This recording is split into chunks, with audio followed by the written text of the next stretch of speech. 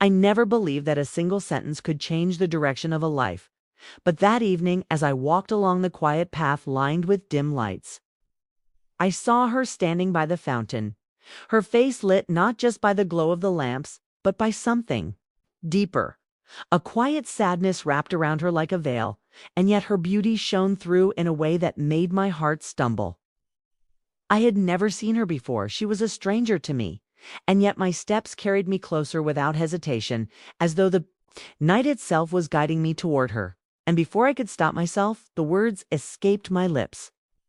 I told her she was beautiful, and the air seemed as still as if the world held its breath, waiting for her. Response, she turned toward me, her eyes wide with surprise, and in that instant I saw 1,000 emotions flicker in their depths: disbelief, hesitation, vulnerability, and then slowly, like the first light of dawn, a smile broke across her face. It was not the kind of smile one gives out of courtesy. It was the kind that seemed rare, the kind that spoke of walls that had been built high and strong, and yet were trembling from the force of a simple truth. Her voice was soft when she asked me why I had said it, and I could only tell her that I had seen her, and something inside me refused to remain silent. We walked together after that as though it were the most natural thing in the world. She told me her name, and each word she spoke carried with it a softness that touched me deeply. I learned she had been waiting at the fountain, lost in her thoughts, trying to quiet a storm inside her heart, and though she was a stranger, I felt her struggle in the way her hands clutched the edge of the stone and the way her gaze kept shifting between the ground and the sky. I listened, and I realized I wanted to be someone who could ease that weight. I wanted to be the reason her smile grew a little steadier, a little less fragile. Night stretched on, and yet it felt fleeting. The world around us blurred, as if the only thing that mattered was the space between us. She asked me what I believed in, and I told her. I believed in small moments that could change everything. I told her I believed in words spoken without fear, and kindness offered without expectation, and in the beauty of strangers who sometimes walk into our lives and become the very meaning of home. Her eyes glistened when said that, and she whispered that maybe fate had brought us together for a reason.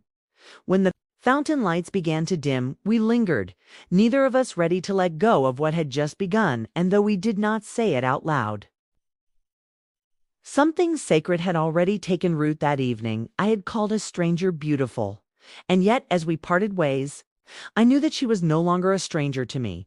She had become a piece of my story, a part of a love that was only just beginning. The next morning, I woke with her smile etched into my memory, and for the first time in years I felt an urgency to chase after something real. My steps carried me back to the fountain, not knowing if she would be there, but hoping against reason, and when I arrived, she was already waiting, her presence like a melody that had been playing in the background of my life.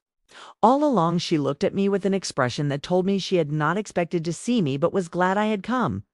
I felt the same, my heart lifted in ways I could not explain.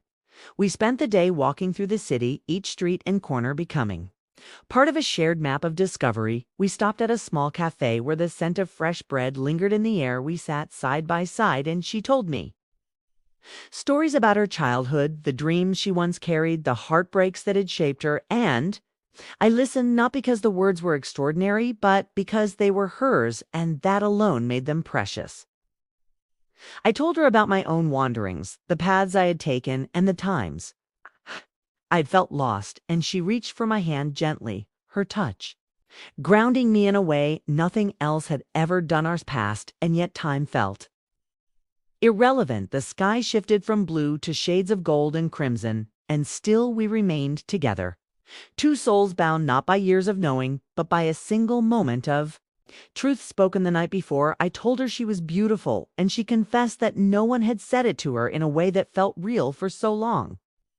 She had begun to doubt it herself. She admitted she had hidden behind silence, behind smiles that never quite reached her heart, and that my words had shaken something awake inside her, something that wanted to believe. Again, as evening settled, we found ourselves back by the fountain. Where it all began.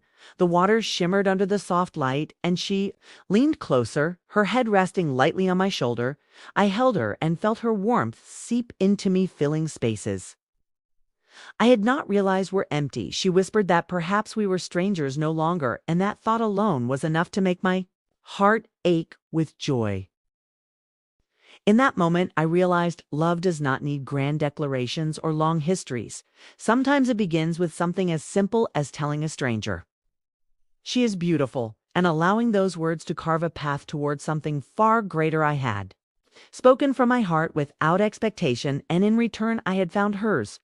We sat there as the night embraced us both, and I knew without doubt that this was only the beginning of a love that would grow deeper with every glance, every touch, every breath we shared. The days that followed became a rhythm of discovery, each sunrise giving us another chance to weave our lives together.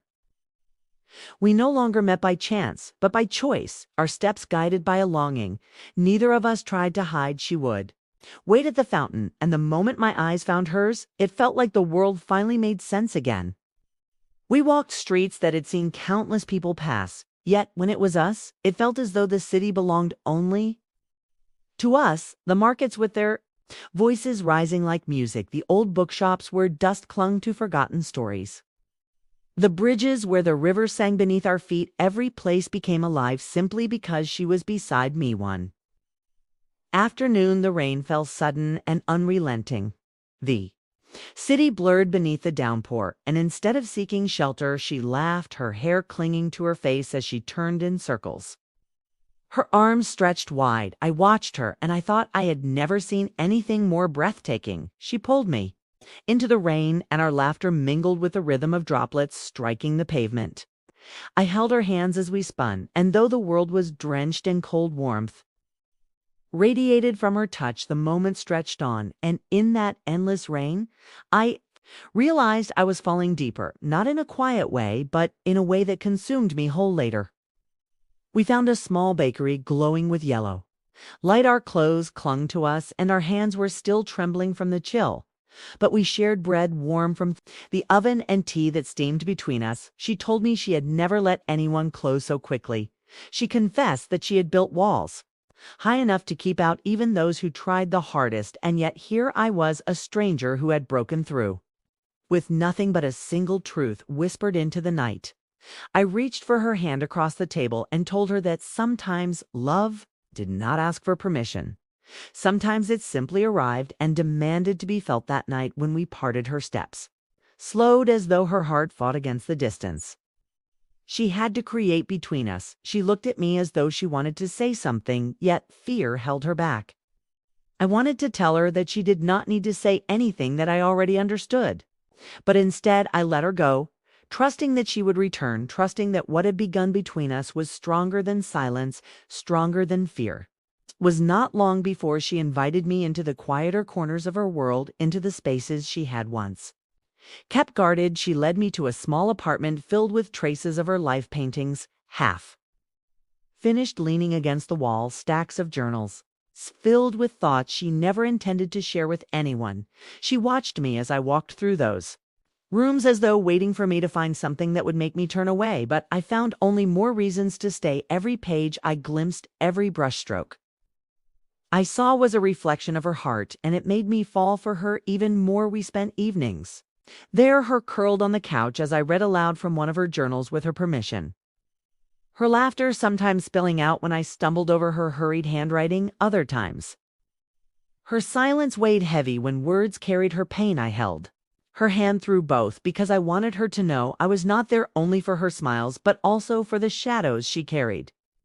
She told me that no one had ever stayed long enough to see all of her, and I promised her without hesitation that I was not going anywhere. One night, as the city outside hushed and only the hum of passing cars filled the silence, she looked at me differently, her eyes searching mine as though she wanted to confirm what she already knew. I leaned closer, and she did not move away. Her breath mingled with mine, her hand pressed lightly against my chest as if to steady herself, and when our lips met, it was not just a kiss, it was a promise, a seal on the bond we had unknowingly created the first night by the fountain. Her heart beat fast against my palm and mine answered in rhythm, and in that moment we ceased to be two strangers bound by chance. We became something deeper, something meant when the kiss broke. She whispered that it terrified her how much I already meant to her, but she did not pull away. Instead, she stayed in my arms, her head resting on me as though she had finally found the place she had always been searching for. I held her close and whispered that sometimes the most beautiful things were the ones that scared us most, and that we had nothing to fear as long as we faced it together. The night stretched on, and sleep did not come easily, but I did not care because she was there, her warmth pressed against me, her heartbeat echoing into mine, and I realized that the sentence I once thought was just a fleeting truth spoken to a stranger had become the beginning of the greatest love of my life. I had told her she was beautiful, and she had believed me, and now our hearts were bound together, not by chance, but by choice, by something stronger than either of us had expected.